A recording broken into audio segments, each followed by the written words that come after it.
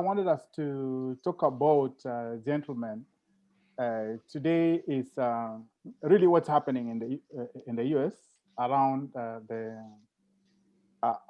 last few days of the Trump presidency, and how really history is going to look at Trump as the president of the U.S., but also as what has happened, especially the storming of the Capitol. And I thought that you guys, being professors of history, can really give us some kind of insight on how we can locate all this around democracy, and whether democracy has become problematic. But I want to ask Professor Nasongo to just give us some kind of historical background. In your view, is what's happening today around the U.S. In the dying days of the Trump presidency abnormal, or is this something that historians can put a finger to as having happened in the past? Yeah, thank you, Chris, for the opportunity to be here again. What has happened in terms of the storming of the Capitol in Washington, D.C. on January 6th may be seen as something quite out of the ordinary, but it is actually not. If you go back into history, I think it was in 1898, in November, that in North Carolina, the same kind of thing happened. When the former Confederate soldiers were barred from contesting for elections, and the freed Africans were now given the right to vote, and a government was elected in Wilmington, North Carolina, that had a lot of representation from African Americans. And the white supremacists were not happy about it. So they actually stormed the place, they mobilized, they stormed the place, and took over the government. A legitimately elected government was thrown out, and they took it over, and that was it. Actually, according to records, between 60 and 300 people were killed during that revolution in Wilmington, North Carolina, back in 1898. So it is not something new. If you look at the analysts also, they point to the fact that at any one moment in the historical development of the US, that dynamics have appeared to the effect that you have critical changes happening. The reaction has always been this kind of crisis. So that in terms of the demographics in this country, in terms of the progressive development of the population, the fact is that the so-called people of color are likely to become the majority in the next few decades. And the whites, especially the extremist ones, are worried about their own place in this society, which they tend to define as a white man's country. And so that is the fear that they have. Now, in this incident, in terms of what happened on January 6th, it was, of course, talked by the president, who deliberately refused to accept an electoral loss, perpetuating the theory, conspiracy theories about it having been stolen. But you see, when they say the election was stolen, they point to Georgia, especially Fulton County in Georgia. They point to Milwaukee in Wisconsin. They point to Philadelphia in Pennsylvania. Those are areas where the majority voters are Black. And so in essence, what they are saying is that these Black people should not be voting. This is a country of white people. And this is why they talk about taking our country back. It is a subtext of white supremacy, and it is not anything new. Thanks, Professor Shadrach. Professor Choti, just the same question. the world and especially Americans are acting surprised. Is that really? Is this really new? Thank you, Chrissy, for this opportunity and the chance to deliberate on a very critical issue at the moment. As Professor Nansonga has indicated, this is not a normal situation, though it is not new in the American history. And it looks like democracy sometimes has its dynamics, sometimes which tend to contradict, especially when it expands. And democracy grows and embraces diversity, it upsets certain elements. For instance, in the US, the fact that this recent election attracted massive voters, especially among the Black people, and elected a government which is more liberal and more acceptable across the diverse populations in the country, the white race felt that they were threatened. And when you see the president insisting that certain votes should be excluded, especially those which came in early voting, those which came in by mail, those are largely Black votes. You remember he has been arguing that they should only, probably they should have considered the people who voted on the election day, who were largely Republicans, and by extension, the white voters. So it is not that the elections were actually rigged or there was cheating. It's not easy to cheat in an American election. It's not. You remember the secretary in charge of Homeland Security when he gave his report, and it was a genuine scientific report, very objective. The assessment was this was the most secure election in the history of this country. You can't challenge that because this is proven. I mean, these are things which you cannot challenge because there's data supporting that. But you see, the Republicans did not want even to listen to that because it contradicts the mindset. There's a mindset, there's a culture, there's perceptions people have. Because even the election of John Biden and Kamala Harris, that one is an issue to these people. So you see, this issue has more to do with the race, mindsets of different populations who make up this country, and the fact that there are certain ingredients, there are certain elements which must be present for democrats to work effectively, especially being honest, accountable, and truthful. But when people... Professor, in fact, no, I was just, we are going to talk about that at length. Okay. But I want to go back to Professor Nansonga and just on the same thing that you said, that this thing, it has more to do with racism and discrimination than the votes. Professor Nansonga, you teach these things at the university, and I'm very sure that one of the most interesting topics is when you're talking about race in America.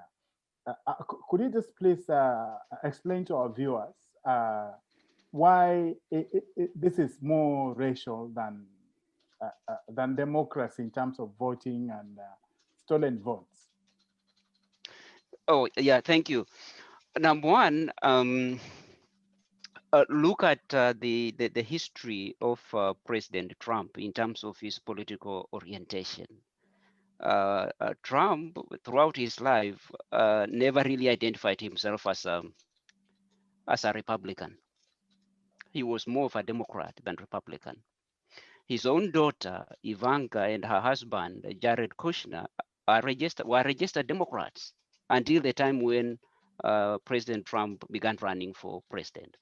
At one point, years ago, when Trump was interviewed about the possibilities of him running for president, he made it clear that if he were to run for president, he would run as a Republican. Why? Because he argued die-hard Republican supporters are much more easy to convince. You see the point? Because they are the rural, they are the uneducated, they are the ones who can be easily mobilized on the basis of race. They have nothing else that they are proud of other than the fact that they are white and they are American.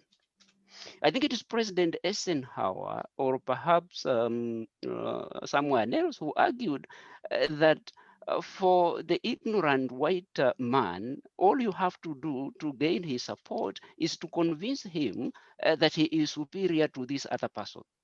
And that once you tell him that, you can continue to pick his pockets and he will not even realize it. You see the point? Yes. And so that is, those are the sentiments that Trump build his political machinery by presenting himself as the champion of the so-called the forgotten people, the ordinary people, and those are particularly whites. Remember his first speech when he declared to run for president, talking against immigrants, dismissing them as this and that and that.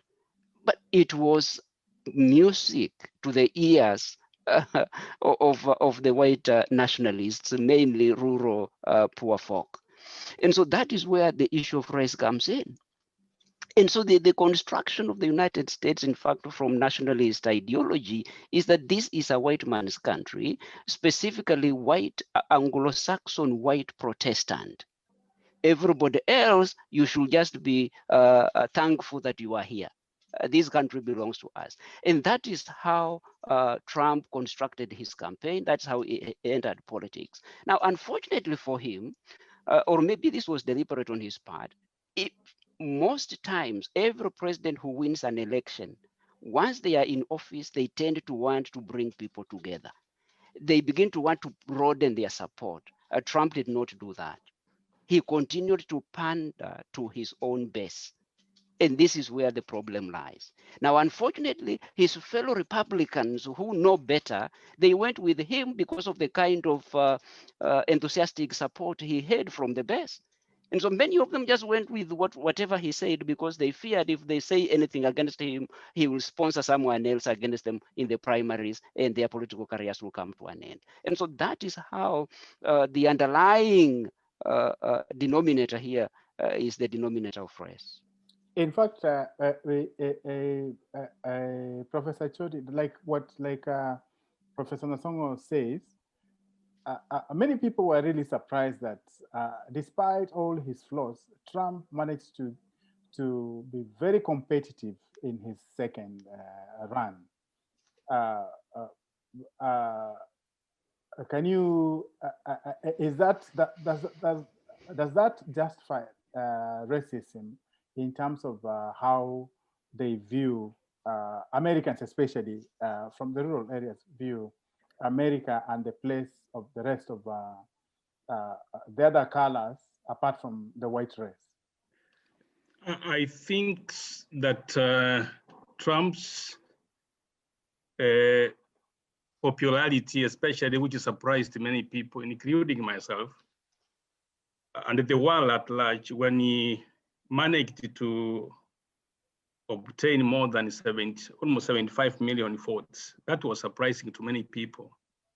given his performance, given the way he handles himself, the way he talks, the way he doesn't respect the truth, and many other things. But I think it has, as we said earlier, it has to do with race. Because as a person, in terms of ideology, in terms of the way he does his politics, he embodies the aspirations of a certain specific population, the whites, actually. Because even in the state of Georgia, even in the recent by-election where they elected the two senators who are the two Democratic senators, when you look at the data, it shows that even the most educated, actual degree holders, white majorities went to the candidates here, the Republican candidates, which is usually not the case because normally college people have been educated up to college level whites, most of them tended to vote Democratic. So Trump represents a certain group of people who have a certain racist ideals and who think that the way the country's politics is going, especially the increased role by minorities, is not good. Professor Shadrach, the question now is, what's the future of the GOP, as it were, given that Trump has really exposed its ideology and leanings when it comes to politics? Well, what I can say is that fortunately for this country, the institutions are very strong. If the institutions of this country were not as strong as they are, I think Trump could have just muzzled his way to remain in power. So the power of institutions is a very important aspect of the nature of this country. So it will move forward, right? What will be of the Republican Party is going to depend on what happens to President Trump, especially after he leaves office. He has a very huge following. And that is why even decent right-thinking Republican politicians have just gone with him because of the power of the people following him and the fear that they would lose their political positions. So what happens to the Republican Party is hinged on what happens to Trump.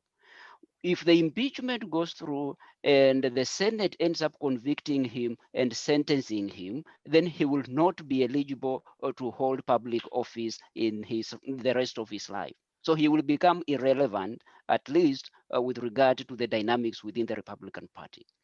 If that process does not go through, it will also then depend on whether he faces charges for supporting, abetting, and inciting an insurrection. So if he faces charges on that, it may also cripple him to some extent. Otherwise, if he goes scot-free, he has a lot to play in the politics of the Republican Party going forward. And remember, those who ran afoul of him or those who sought to criticize him, they ended up having to leave politics. Senator Bob Corker of my state here, Tennessee, was one of the first critics of President Trump. When his term ended, he just retired. The senator from Arizona, I forget his name, he had to retire. Senator Blake. Yes, Senator Flake had to retire. The former Speaker of the House of Representatives, what was it, the vice presidential candidate with Mitt Romney, Paul Ryan, he had to retire. You see the point? So if he maintains the kind of following he has, Republican politics, remember his own son, President Donald Trump's own son says the Republican Party has become Trump's Republican Party.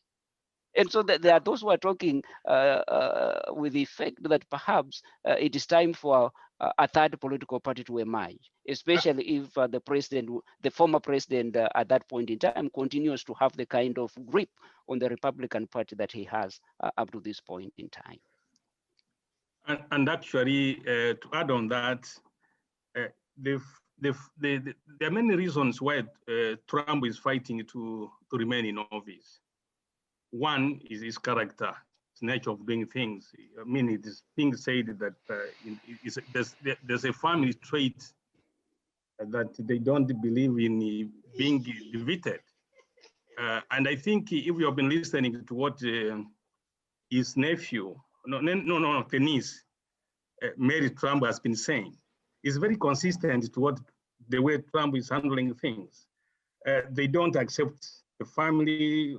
It's part of the behavior that they don't take defeat as an option in life. And also, don't underestimate the kind of cases, legal cases awaiting him. There are so many cases which are pending in court, especially the Southern District of New York, which are potentially they may also mess him up, especially in terms of political career.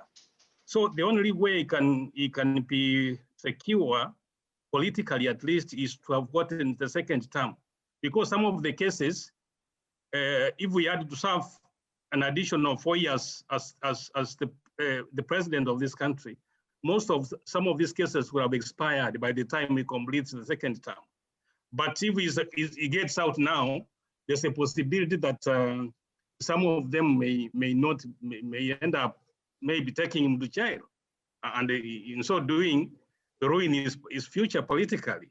So these are all implications. They influence the way he's behaving at the moment. Professor Shadrach, emerging out of the past elections is a clear understanding that at every moment in American history, the Black women have always saved democracy.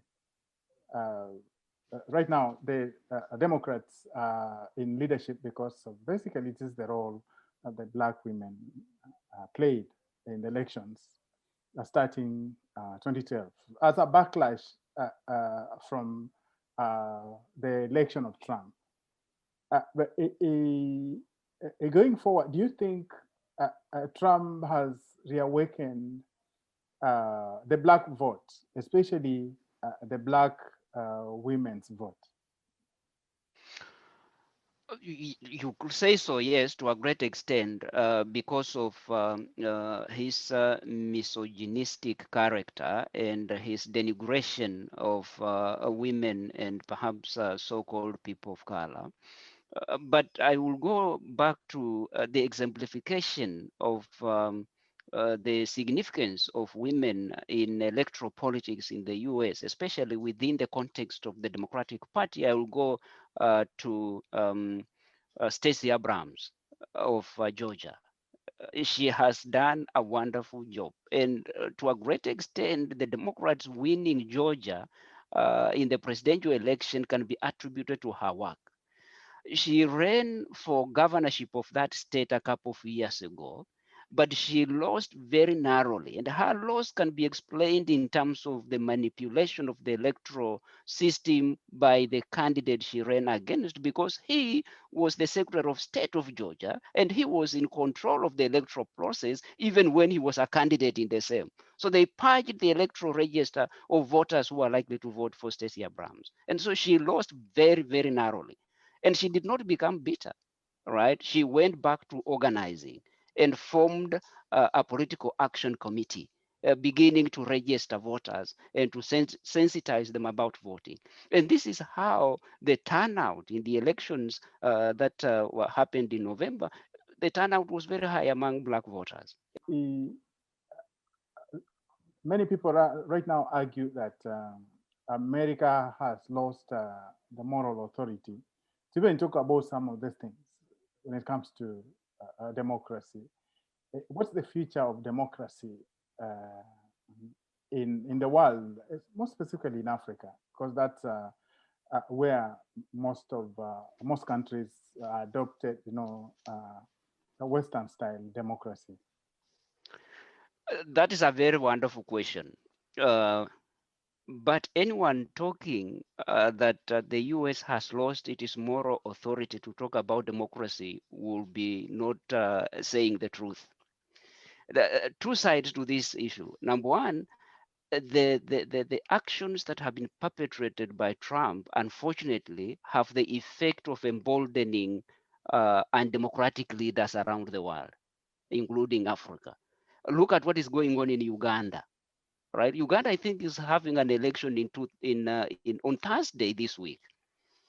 And the way Museveni is behaving towards the political opposition is nasty. Kampala is now a militarized city. Military hardware is on display in Kampala. And you see the actions of Trump then embolden such kinds of leaders. But the US has actually not lost the moral authority on issues of democracy. It has not. And this is why. Look at what Trump tried to do to subvert the will of the people in terms of the last election, right? Calling upon the Secretary of State in Georgia to change results to allow him to win. Pressurizing legislatures in the 6 states that decided Biden's win, pressurizing them to change those electors, to send those that are favorable to the Republicans in Wisconsin, in Michigan, in Pennsylvania, in Georgia, in Arizona. Those guys refused and argued that they can only do what the law provides. Professor Choti? Yeah, but also, Professor Nansong, I think we also have to, when you deal with the politics has to do with the, of course, realities, but sometimes it has to do with the perception, just perception, and the element of propaganda. Because the last 4 years of Trump, even their foreign policy, you remember in the past, before Trump came, most presidents in this country, whenever they go outside, whenever you go, their policy was anchored on democracy, human rights, and they keep talking about it all the time. Actually, rarely. I have never heard Trump talking about those ideas. Gentlemen, thank you very much. I know it was this was on short notice. I can't take this for granted. We resume our normal discussions over the weekend.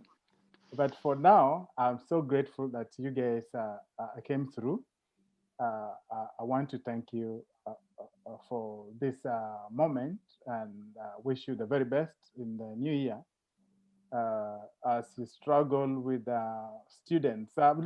Next week, let's talk about Kenya and what's going on with the expulsion of they want to impeach the deputy president. Let's see how far that goes. But thank you once again for joining me today on our show, Diaspora Life Show. Viewers, have been talking to Professor Charles Choti from the DC metro area, and also Professor Shadrach Nasongo, who is a professor in Memphis, Tennessee. And we've been talking about the Trump presidency and what that means to the world, but more specifically to Americans going into the future. Join us again next week as we bring you more stories from the diaspora. My name is Chris Omal, and see you again next week. Thanks, guys. Thank you. Thank you, Chris.